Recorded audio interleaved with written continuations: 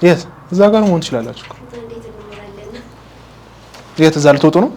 ኦኬ ኦኬ ቴንክ ዩ በጣም እሺ እሺ እሺ። ቤተሰብ እንዴት ናችሁ? አንድ ቪዲዮ ሰርቼ እቺ ነገር ሳላበራት 6 ደቂቃ ካወራው በኋላ ነው ያወቅኩትና ሰላም ናችሁ ወይ? ካሜራማን ነበረኝ ለዛ ነው ካሜራማን ቀጠርኩ ትላላችሁ። ስቀልድ ነው። እሺ ባለፉት ቪዲዮዎች ባለፈው በተለቀቁት ቪዲዮዎች ላይ ኮሜንት አስተያየት የሰጣችሁኝ ሰዎች በጣም ነው አመሰግነው። ዛሬ ላወራላችሁ የፈለኩት በዚህ ሰሞን በጣም በቃ ውስጤን እያያዘኝ ስለመጣ በተለይ ቤዚክ ስለሚባሉ ሪስፖንሶች ወይም ደግሞ ምላሾች የሆነ ያክል እያወቅኩ በመጣው ቁጥር ኦኬ ነገሩ ከሳይኮሎጂካልም አልፎ ለካ አንድ የኤግዚስተንስ ወይም የህልውናዊ አይነት ጥያቄዎች መሆን ይጀምራሉ እና በእያንዳንዱ የሰው ልጅ ውስጣዊ ክፍል የሚሰማን ጸጥ ያለ ውጥረት አለ። ይህንን ውጥረት ግን የምንረዳው ራሳችንን ስንገነዘብና እያወቅን በመጣን ቁጥር የምናውቀውና የምንገነዘበው ደግሞ አንድ ሰው በማደግ ሂደት ውስጥ እሱ ከሌሎች የተለየ ግለሰብ እንደሆነ በተረዳ ሰዓት ነው። ስለዚህ እሱ አለ፣ ሌሎች ሰዎች አሉ ማለት ነው። ስለዚህ እሱ ሲባል በሱ ውስጥ የሚሰሙ ደግሞ ስሜቶች፣ ሀሳቦችና እውነቶች ይኖራሉ። ይሄም ሆኖ ሳለ ደግሞ ከሰዎች ጋር ወይም ከሱ ቅጥር ውጪ ከሆኑ ሰዎች ጋር ደግሞ መጣበቅ ይፈልጋል ወይም ከነሱ ጋር ደግሞ ቁርኝነት ያስፈልጋል። ቁርኝነቱ ደግሞ መሰረታዊ የሆነ ቁርኝነት ነው። የራሳችሁም ስሜት፣ ሀሳብ፣ እውነት መሰረታዊ ሆኖ ሳለ ከነዛ ሰዎች ጋር የምትፈጥሩትም ቁርኝነት መሰረታዊ ነው። ምክንያቱም አንድ ህጻን ልጅ ለምሳሌ ሰርቫይቭ ለማድረግ ከእናቱ ጋር የግዴታ መቆራኘት አለበት። የእናቱን ጡት ለማግኘት፣ ወተት ለማግኘት ሊሆን ይችላል፣ እቅፋት ለማግኘት ሊሆን ይችላል፣ እንክብካቤ ለማግኘት የግዴታ ከእናትየው ጋር በሆነ ያክል መጣበቅ አለበት። ከዛ የሚጣበቃቸው ሰዎች ደግሞ እየሰፉ ሊመጡ ይችላሉ። እንደ አባቱ፣ አጎት፣ ቤተሰብ አካል። ከዛ በኋላ እያለፈ ሲመጣ ደግሞ ጓደኝነት፣ ጎረቤት የሚባሉ ትምህርት ቤት አስተማሪ እያለ ይመጣል። ከዛ ባለቤት ወይ ባለቤት ስል ሚስት ወይ ባል የምታገባቸው ማለት ከነዛ ሰዎች ጋር የምታደርጉት ኢንተራክሽን ወይም ሪሌሽንሺፕ ግንኙነት አለ። ስለዚህ ሁለት ነገር አለ ነው እዚህ ጋር። በእነዚህ ሁለት ነገሮች ውስጥ የምንታገልባቸው ሁኔታዎች የትየለሌ ናቸው። የራሳችን እውነት ስሜትና ሀሳብን የመናገርና ከሰዎች ጋር ያለን ግንኙነት ደግሞ የማስቀጠል። አሁን ነገሩ የሚፈጠረው እዚህ ጋር ነው። ለምሳሌ ይሄን ነገር ስናወራ ምናልባት በያላችሁበት ሁኔታ ይሄ ነገር ትረዱታላችሁ ብዬ አስባለሁ። እነዚህ ነገሮች ሁለቱ ኦተንቲሲቲ እና አታችመንት ናቸው። ቤዚካል የህይወታችን መሰረታዊ የሆኑ ነገሮች ናቸው እነዚህ ሁለት ነገሮች። ኦተንቲሲቲ ስንል ወይም ደግሞ ይሄ እውነተኛ መሆን፣ ግልጽ መሆን ስንል አንድ ሰው እንደ ግለሰብ ደረጃ የሚሰማው እውነት፣ የሚሰማው ስሜት፣ የሚያስበው ወይም በአእምሮዎች ውስጥ የሚመላለሱ ሀሳቦች ይኖራሉ። እነዚህ ሀሳቦች ከሳይኮሎጂካል አንጻር ሊፈጠሩ ይችላሉ ወይም ደግሞ ባዮሎጂካል የሆነ ነገር ሲፈጠር ለነዛ ነገሮች ምላሽ ለመስጠት ይሞክራል። ለምሳሌ ባውንደሪ ሲጣስ የምትመልሰው ምላሽ አለ ነው። ያ ያንተ ስሜት ነው፣ ካንተ ሀሳብ የሚመነጭ ነው፣ ያንተ እውነተኛ የሆነ ነገር አለ ነው። ከሰዎች ጋር ደግሞ ስንጣበቅ አንድ ሰው ከሰዎች ጋር እየሆነ በመጣ ቁጥር የነሱን ፍላጎት ማንበብ ይጀምራል። ፌሻል ኤክስፕሬሽን ሊሆን ይችላል ወይም የፊታቸውን ገጽታ ሊሆን ይችላል፣ የሚያስቡበትን አስተሳሰብ ሊሆን ይችላል። ይሄን ብለው ምን ይፈጠራል፣ እቺን ብላት ምን ትፈጠራለች ምንላቸው ነገሮች አሉ። ስለዚህ ሰስቴን ማድረግ አለብን። በአታችመንቱ ሊሆን ይችላል ወይም ከሰዎች ጋር ባለን ቁርኝነት ቀጣይነት እንዲኖረው እንፈልጋለን። ቀጣይነቱን ለማኖር ስንል ግን ሳክሪፋይስ የምናደርገው ወይም መስዋዕት የምናደርገው አንዲት ነገር ትኖራለች። እሱም ኦተንቲክ መሆናችንን ነው። አብዛኞቻችን ለሰዎች ግልጽ ነን ብዬ አላስብም። ግልጽ የምንሆንላቸውም ሰዎች በእርግጥ ዲፔንድ ሊያደርግ ይችላል። ግን እውነት የመሰለን ነገር የመናገር ደግሞ ሁኔታዎች በጣም አናሳ ናቸው። ግን እንትኑ አለ፣ ፍጭቱ አለ።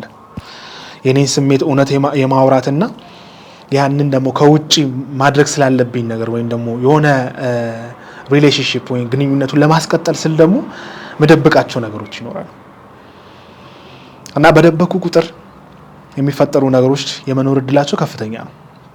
ለምሳሌ በቅርብ ጊዜ ጓደኛዬን እያወራው ነበርና ጀስት እንደዚህ ስራ ቦታ ጓደኛ ነው እና ከስራ በወጡ ሰዓት ጓደኛዬ ቶሎ መሄድ ፈልጓል፣ ያኛው ቶሎ መሄድ አልፈለገም እና በወሬ እያጠመደው ይይዟል አይነት ነገር። ይሄኛው ጓደኛዬ ደግሞ መሄድ ፈልጓል፣ ያ የሱ ፍላጎት ነው፣ የሱ ዲዛይር ነው። ስለዚህ ይሄን ፍላጎቱን ደግሞ ማሳወቅ አለበት። የመጣንበት አስተዳደግ ደግሞ እንደዚህ አይነት ነገሮች ላይ ፈቅድልን ይችላል። ለምሳሌ ይሄ ጓደኛዬ ምናልባት አንዲትን ስሜቱን ቢገልጽና ቢያወራ የሚያጣው ነገር እንዳለ ሊረዳ ይችላል። ያን ጓደኝነት ሊያጣው ይችላል። ይሄን የሚነግረው ግን አይምሮ ነው። ምናልባት ጄኑን ሆኖ ወይም እውነተኛ ሆኖ ያንን ነገር መናገሩ እኮ ሪሌሽንሺፑን ምን ሊያደርገው ይችላል? ሊያጠነክረው ይችላል። ግን አይምሮአችን ውስጥ በእኛ ውስጥ የሚፈጠሩ ማአት ነገሮች አሉ። እንደዚህ ብልጭ ብልጭ ብልጭ እያሉ የሚሰሙን ስሜቶች አሉ። አንድ ሰው በሚኖርበት አኗኗር ውስጥ የራሱ የሆነ ቅጥር ይኖረዋል። ያ ቅጥር ሲታለፍ ወይም ደግሞ አንድ ሰው ሲሻገር የሚሰማን ስሜት አለ። ለምሳሌ ንዴት ተፈጥሯዊ የሆነ ምላሽ ነው። በምትኖርበት ቅጥር ውስጥ አንድ ሰው ዘልቆ ሲገባ፣ በምትኖርበት ቤት ውስጥ አንድ ሰው ያለ ፈቃድ ሲገባ የሚሰማችሁ ስሜት አለ። ያንን ሰው እንደ ሌባ ልታዩት ትችላላችሁ። ለምሳሌ በቤታችሁ ብታስቡ። ፐርሰናል የሆነን ደግሞ ባውንደሪ አለ። የራሳችን የሆነ ስሜታችንን ወይም ደግሞ ሚስጥሮቻችንን የምናስቀምጥበት የራሳችን የሆኑ ባውንደሪዎች አሉ። ሰዎች ግን ያንን ነገር ሲተላለፉ የሚሰማን ስሜቶች አሉ። ያንን ስሜት ግን ካልገለጽን፣ ባዮሎጂካል የሆነውንም ስሜት ካልገለጽን፣ ካላወጣን ምን እያደረገን እንመጣለን? ሳክሪፋይስ የምናደርገው ራሳችንን መሆን ይጀምራል። ለምኑ ስንል? ለአታችመንቱ ወይም ደግሞ ለዛ የስሜት ቁርኝነት ስንል፣ ለዛ ግንኙነት ስንል። አሁን ይሄ ስሜት ይሄ ሰው ይሄ ጓደኛዬ ሳያወራ ሲቀር እየተሰማው የነበረው ነገር ምንድነው? ከሆኑ ደቂቃዎች በኋላ ሸዳውን አደረገ ማለት ነምብ መሆን ጀመረ። ይሄ ስሜት አልባነት መሆን ጀመረ እና ዝም ብሎ ነው የሚያዳምጠው። በሆነ ነገር ውስጥ ጠፍቷል እና ምንም ፊል አያደርግም። መጀመሪያ እኮ ፊል ያደረገው ነገር ነበር። ከዛ በኋላ ግን በቃ ስሜቱ እንዳለ ይጠፋል። እና ይሄ እንዴት ነው? አንድ ሰው ኦቨርዌልም የሚያደርገው ነገር ወይም ደግሞ በጣም ጭንቀት የሚፈጥርበት ነገር ሲሰማው ስትረስ የሆነ ቢውልድ ሲያደርግ እንበልና እሺ አንገሩ መጣ ወይም ንዴቱን መጣ። ንዴቱን እንዳይገልጽ የሚያደርጉት አታችመንቶች አሉት ወይም ደግሞ ያደገበት አስተዳደግ የቀረጸበት ነገር አለ። ያን ነገር አውጥተህ መናገርህ ያን ሪሌሽንሺፕ ያሳጣሃል የሚል ውጥረት ውስጥ ይገባል። ስለዚህ ምን ይፈጠራል? የራሱን ስሜት በማውራትና ባለማውራት መካከል ስታኮን ይቀራል እና ባላወራው ቁጥር ወይም ደግሞ ሰውነትህ እያስገደደ ነው፣ አድርግ እያለ ነው። ያን ነገር ማወቅ አለበት ያ ሰው። አይ እያልክ ደግሞ የራስ የሆነው እውነተኛውን ነገር እንዴት ነው አቢዩዝ የምታደርገው ከሆነ የራስን ስሜት ወይም ደግሞ አይ ልክ አይደለህም ልትለው ትችላለህ። አታችመንቱን የሚያስፈልገኝ ባልክ ቁጥር የራስን ስሜት እየገፋው ትመጣለህ። የራስን ስሜት እየገፋችሁት በመጣችሁት ቁጥር ግን ስሜቱ ይቀመጣል እንጂ ኤክስፕረስ ካልተደረገ ራሳችሁ ላይ የሚፈጥረው የሆነ ችግር አለ ነው። ሸዳውኑ የዛ አንድ ምክንያት ነው። ወይም ስሜቱ ጸጥ ማለቱ የዛ አንድ ምክንያት ነው። ተደብቁትና ኦቨርዌልም በሆናችሁ ቁጥር ወይም ደግሞ ኦቨር አራውዛል በሆናችሁ ቁጥር በጣም ስሜታችሁ ይሄ ከፍ ባለ ቁጥር ሰውነታችሁ ምን ያደርጋል? ብሎክ ያደርጋል። ስሜቶችን በሙሉ ብሎክ ያደርጋል። ያን የሚያደርግበት ምክንያት ደግሞ ራሳችሁን ለመጠበቅ ሲል ነው። ከምን? ከስትረስ፣ ከዛ ከሚሰማችሁ ውጥረት ራሳችሁን ለመጠበቅ ሲል ሸዳውን ያደርጋል ስሜታችሁን በሙሉ። በዛን ሰዓት የሚሰማችሁ ምንም ስሜት አይኖርም። ጸጥ የማለት ስሜት ነው የሚሰማችሁ። ያ ራሱ ስሜት ከሆነ አላውቅም። እና ኦተንቲክ የሆነውን እኛነታችንን መስዋዕት የምናደርግባቸው ምኖች አሉ? አታችመንቶች አሉ፣ መጣበቆች አሉ። እነዚህ መጣበቆች እኮ ጤናማ ሊሆኑ ይችላሉ ወይም ደግሞ እኛን ለሆኑ እድገቶቻችን ጠቃሚ ሊሆኑ ይችላሉ። ግን ይሄ ነገር በብዙ ሁኔታዎች ውስጥ የሚገለጥ ከሆነ ችግር እየፈጠረብን ይመጣል። አሁን ላይ እናንተን ፕሮቴክት የሚያደርገው የሆነ ክፍላችሁ አሁን ላይ የሚያስደርጋችሁ ለምሳሌ እንበልና በልጅነታችሁ እናንተን ሰርቫይቭ ለማድረግ ከስትረስ የሚጠብቃችሁ ክፍላችሁ አሁን ላይ መልሶ እናንተ የሚበላችሁ መሆን ይጀምራል ወይም የሚያስቸግራችሁ መሆን ይጀምራል።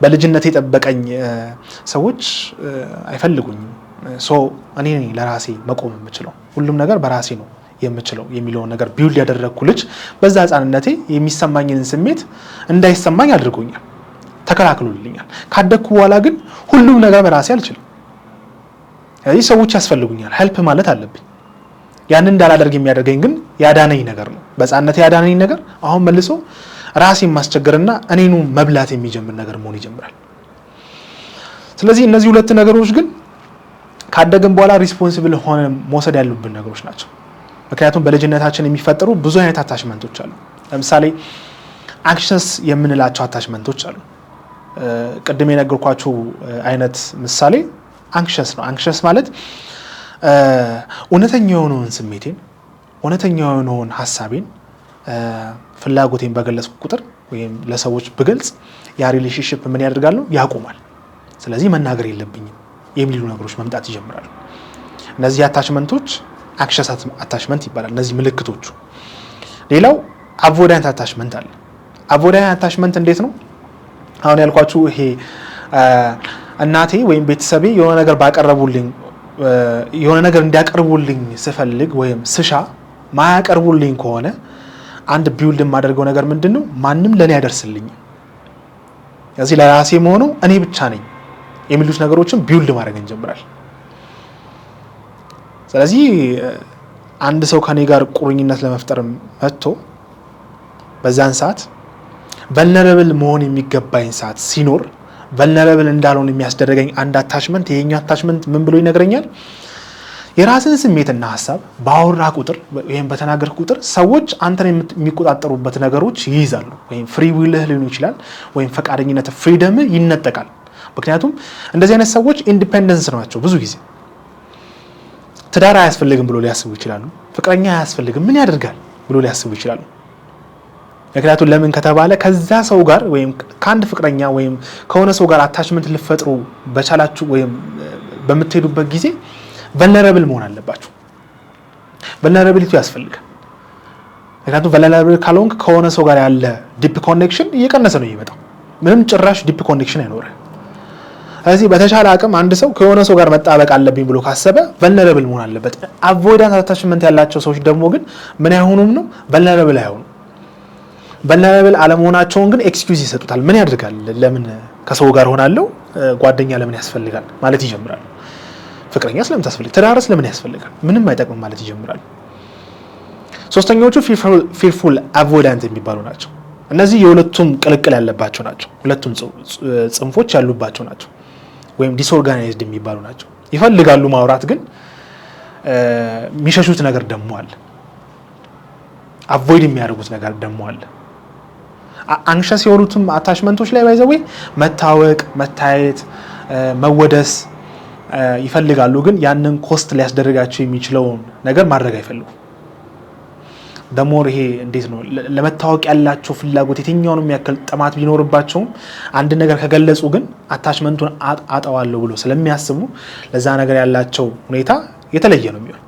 ወይም ደግሞ ያንን ቨልነራብል የመሆን እድላቸው ይቀንሷል እያንዳንዱ እነዚህ የነገርኳችሁ ኢንሴኪዩር ናቸው አንደኛው የሚነሳው ስሜቴን ከገለጽኩኝ አታችመንቱን አጣለሁ ግን በሌላ መልኩ የሚሰማው ስሜት አለ መታወቅ መወደስ መታየት ይፈልጋል እነዛ ነገሮች ግን የሚያደርግባቸው ሌሎች ሁኔታዎች ሊኖሩ ይችላሉ ግን ከሰዎች ጋር ባለው ቁርኝነት ግን አታችመንቱን አጣዋለሁ ስለዚህ ያንን ላለማጣት ደግሞ ስሜቴን መናገር የለብኝም ብሎ ነው የሚያስቡት አቮይዳንቶች ደግሞ ጭራሽ አያስፈልግም ይሄ ነገር ቨልነራብል ወይም ደግሞ ራሳቸውን ግልጸኝነት ላይ ለማውረስ ሲሉ ያ ሰዓት ላይ የሚሰማቸው ስሜት አለና ያን ስሜት ግን ይሸሹታል አያስፈልግም ብለው ማንንም አያስፈልግም ብቻዬን ቆሜ እኖራለሁ ብሎ ነው የሚያስቡት የነዚህ ሁለት ቅልቅሎች ደግሞ ፊርፉል አቮይዳንት አታችመንት ብለን እንጠራዋለን አራተኛው ሴኪዩር አታችመንት ሴኪዩር ማለት ኦተንቲክ የሆነው እናንተነታችሁንም አታችመንቱንም ይዛችሁ መቀጠሉበት ለምሳሌ እኔ የልብ ጓደኛ አለ ለልብ ጓደኛዬ የምነግረው ነገር አለ ያንን ስነግረው ግን ውስጥ ያለ የሚመጣውን ፍርሃትን ከመጋፈጥ የተነሳ ነው ሴፍ ፕሌስ ነው እሱ የልብ ጓደኛዬ ልክ እናት አባታችሁ ጋር በልጅነታችሁ ሄዳችሁ የሚሰማችሁን ስሜት ሁሉ እንደምታወሩት ሁሉ ለሱ ማወራውን ስሜት እንደዛ ምክንያቱም ጀጅ አያደርገኝም ብዬ ነው ማስበው አይ ልክ አይደለም ልክ ያልሆንኩትን ነገር ሊነግረኝ ይችላል እኮ ግን ስሜቴን ጀጅ አያደርገውም። ማድረግ ስላለብኝ ነገር ግን ሊነግረኝ ይችላል። ስለዚህ ቢውልድ ለማድረግ ስትሞክሩ አንድ ሪሌሽንሺፕ ወይም ግንኙነት እነዚህ ሁለት ውጥረቶች መሀል ልትገቡ ትችላላችሁ። ግን ኮስት የሚያስደርጓችሁ ለምሳሌ አለ አንዳንድ ሰዎች ይላችሁ በሰዎች ተከባችሁ ብቻችሁን የምትኖሩ ያክል የሚሰማችሁ ስሜት ሰዎች ሁሉ እኮ አሉ። የሰዎችን ሁሉ ስሜት ታስቀድማላችሁ። ግን እነዛ ሁሉ ሰው መሀል ሆናችሁ እናንተ የሚያውቃችሁ ማንም የለም። የምታደርጉትን ነገር ነው እንጂ ስለሚሰማችሁ ስሜት ግድ የሌለው ሰው አለ። አብዛኞቻችን እንደዛ ነው። ስለ ራሳችን ጋር ያለን ቁርኝነት በጣም የወረደ ነው። ወይም ከራሳችን ጋር እውነተኛ የመሆን እድላችን በጣም ዝቅተኛ ነው። የሚሰማንን ስሜት ፍላጎት የመግለጽ ላይ ብዙም አይደለም። ያ ኮስት የሚያስደርገን እስከ ከዲስኦርደር አልፎ አውቶ ኢሚዩን የሚባሉትን ችግሮች ድረስ ነው የሚያደርሰን። ይሄ ችግር ሎንሊነስ ብቻ አይደለም ወይ ብቸኝነት ስሜት ብቻ አይደለም የሚያጋጥመን። ስለዚህ በሰዎች መካከል ሆነን የተገለለን ያክል እዚህ ዓለም ላይ የኖርን ማንም የማያውቀን ያክል የሚሰማን ስሜት አለ። ሌላው እየዛለን እንመጣለን፣ እየደከመን እንመጣለን። የሰዎችን ስሜት ነው የምናዳምጠው፣ የሰዎችን ሀሳብ ነው የምናዳምጠው። የኛ ሀሳብ ግን አይደመጥም ወይም አይታወቅልንም። እውነተኛውን እኛነታችንን አያውቁም። ፐርሶናችንን ወይም ደግሞ ማስካችንን ብቻ ነው የሚያውቁት። በእነሱ ፊት ስንገለጥ ምን አይነት ሰዎች እንደሆነ ነው የሚያውቁት እንጂ የምር ምን እየተሰማኝ ነው። አንድ ሰው መጥቶ ይሄን አድርግልኝ ሲለኝ ያለማድረግ ፍላጎት ካለኝ ያንን ስሜቴን ያውቀዋል ወይ? ቢያውቀውስ ምን ይፈጠራል? ኦኬ እንዳያውቅ ባደርገው ወይም ደግሞ ያንን ነገር ባልገልጽ ምንድነው የሚፈጠረው ነገር? ኦኬ አለመግለጼ በኋላ ላይ ምን አይነት ኮንሲኩዌንስ ያሳድራል? እነዚህ ነገሮች አንጠይቃቸው። ስለዚህ አብዛኛው ጊዜ ሰዎችን ለማስደሰት ምን ሞክር፣ ሰዎችን ለማዳመጥ ሞክር፣ ግን ከራሳችን ጋር ምንም አይነት ግንኙነት ወይም በዛ ሪሌሽንሺፕ ውስጥ ምን እየተሰማኝ እንደሆነ ማልገልጽ ከሆነ ራሴን አባንደን እያደረኩ ስለሆነ ብዙ ችግሮች የመፈጠር እድላቸው ከፍተኛ ነው። አንድ ሰው የሚሰማውን ስሜት አንገሩንም ሆነ ቁጣውንም ሆነ ጸጸቱንም ቅር የተሰኘውንም ነገር ማይናገር ከሆነና ግን ተናገር እያለው ያለው ስሜት ሲኖር ያንን ስሜት ግን መልሰ ኢንቴሌክቹዋል በሆነው አይምሮ የምትሸውደው ከሆነ ኦኬ ነው። አትሰማኝም? ምን ሰውነት አንተ ምን ይላል? አትሰማኝም አይደል? ስማኝ፣ አድምጠኝ፣ እንዲህ ነው እየሆንኩ ነው፣ ይሄ የተሰማኝ ነው፣ ይሄን ግለጠው እያለ አንተ ግን አይ ያልከው ቦታ ባልሰጠው ቁጥር የሆነ ቀን አንተም መልሶ አባንደን ማድረግ ይጀምራል። አንተም ሞጋት ይጀምራል። አንተን እንደ ችግር ማየት ይጀምራል። ያ ደግሞ እየቀጠለ ሲመጣ ወደ ችግሮች ውስጥ ነው የሚከተል። ሌላው አንድ ኮስት የሚያስደርገን ነገር ሪሌሽንሺፓችን ዲፕ አይሆንም። ከሰዎች ጋር ያለን ግንኙነት በጣም ሰርፌስ ሌቭል ነው፣ ላይ በላይ የሆነ ነው እንጂ ማንም የእናንተ ስሜት ማያውቅ ከሆነ ዲፕ የሆነ ኮኔክሽን አይኖራችሁ። ስትከፉም፣ ስታዝኑ፣ ልክ ያልሆኑ ድርጊቶችም ስታደርጉ ይሄ እንዴት ነው ታቡ የሚመስሉ ነገሮች እንደ ፖርኖግራፊ፣ ማስተርቤሽን ምናምን የምታወራው ሰው አለ። ልክ እንዳልሆነ እያወቅህ ግን ያ ስሜት ግን ለሆነ ሰው ማውራት የምትችለው ጸጸትህን፣ ራስን የምትወቅስበት ነገር ኢቨን ትራማህን በልጅነት ያሳለፍከውን ያንተ ያልሆነ ነገር እኮ ነው ካንተ ኮንትሮል ውጪ ተፈጥሮ ግን አንተ ላይ ያሳድረው ግን ጠባሳ አለ። ያንን ጠባሳ የምታወሩ ሰው ከሌለ አብዛኛው ጊዜ ግንኙነታችን ምን ይሆናል? በጣም የሻከረ አይነት ነገር ይሆናል። እና በዚህ ምክንያት ያሉን ግንኙነቶች ያን ያክል የጠነከሩ ግንኙነቶች ነው። በህይወቴ እንጃ የልቤ ሰው የምትሉት የምታወሩት ስሜታችሁ የምትገልጹለት ሰው ከሌለ በጣም ከባድ ነው። እኔ በህይወቴ ስላየሁት ነው። የኔም ለምለው ሰው ወይም ደግሞ የማወራው ሰው እንዳለ ማወቅ በጣም ትልቅ ጊፍት ነው በእውነቱ። ባለፈው እያልኩት ነበርና መጥፎ ስሜት ሲሰማው አንድ ሰው መጥፎ ሀሳብ ሲመጣበት የሚያወያየው ሰው ካለመኖሩ የተነሳ ስንት ሰው እየታመመ። ቴራፒ ማለት እኮ ያ ነው አይደል? የትኛውንም ያክል ፕሮፌሽናል ቢሆንና ፓተርናችሁን የሚያይ ወይም ደግሞ እንዴት ነው ይሄ ልጅ አስተዳደጉ ኦኬ ከውጭ በሚመጣው ተጽዕኖ ምክንያት ምን አይነት ስሜቶችና ሀሳቦችን ነው ከውስጡ የሚወጡት? ከዛ በኋላ ምን አይነት አክሽን ውስጥ ይገባል የሚሉትን ነገሮች ፕሮፌሽናል የሆነ ሰው ሊያውቅ ይችላል። ግን ደግሞ የተሻለ አንደርስታንዲንግ ያለው ሰው ካላችሁ ስሜታችሁን ስታወሩት ቢንግ ነን ጀጅመንታል መሆን ወይም ደግሞ አለመፍረድ አንደኛው ትልቁ ስኪል ነው ብዬ አስባለሁ። እና ያ ስኪል ያላቸው ሰዎች ጋር ሄዳችሁ ስታወሩ እንደማይፈረድባችሁ ብዙም ወቀሳ እንደማይደርስባችሁ ግን ትክክለኛው ነው መንገድ ደግሞ እንደሚነግራችሁ ስታስቡ ያ በጣም ትልቅ ፕሪቪሌጅ ነው። ግን ስሜታችሁን ካለማውራት ኤክስፕረስ ካለማድረግ የተነሳ ብዙ አይነት ችግሮች ይፈጠራሉ። የቴራፒ ዋና መነሻውም ያ ነው። ወይም ደግሞ ይሄ ቶኪንግ የሚባለው ቴራፒ ስሜታችሁን ባወጣችሁ ቁጥር የሚሰማችሁ ሪሊፍ አለ። አንደኛው ንስሐ የሚባለው እኮ ያ ነው። ስሜትንም ጭምር ነው የምትነግረው፣ የምታስበውንም ነው የምታወራው ግን አልቲሜት ለሆነው ክሬተር ነው ወይም ለፈጠረ ፈጣሪ ነው በሰው ፎርም ውስጥም ቢሆን። ያን እያደረከ በመጣ ቁጥር ግን ሸክምህ ነው የሚቀለው። ከዚህ በፊት የነበሩ ፓተርኖች እንደዚህ ጭምቅ አድርጎ አይዙም። ኃጢአቶች ያደረካችሁ ልክ ያልሆኑ ከመስመር ያለፉ ነገሮችን ባደረኩ ቁጥር ወይም ሚስ ዘ ፖይንት ባደረጋችሁ ቁጥር የተፈጠሩትን ነገሮች እዚህ ሸክማችሁ ላይ ይቀመጣሉ እና ያ ሸክም በጠነከረ ቁጥር እናንተን ወደ ልክ ወዳልሆኑ ነገሮች መምራት ይጀምራሉ። እነዛ ነገሮች ደግሞ ካለመወራት የተነሳ ብዙ ችግሮች ውስጥ ያስገቡናል እና ሰውን ማውራት ወይም የምታወሩትን ሰው ማግኘት በጣም ትልቁ ስጦታ ነው ብዬ አስባለሁ። ያን ባወራችሁ ቁጥር ሰውነታችሁ ግን ጤናማ የመሆን አቅሙ ከፍተኛ ነው እና ዛሬ ላወራችሁ የፈለኩት ይሄንን ነው። በፈለኩት ልክ አውርቻለሁ አላወራሁትም አላውቅም። አንዳንድ አእምሮ ውስጥ ማስበው ነገር እና ካሜራ ፊት ሲሆን ብዙ ጊዜ ራሴን በተለያየ መንገድ አየዋለሁ እና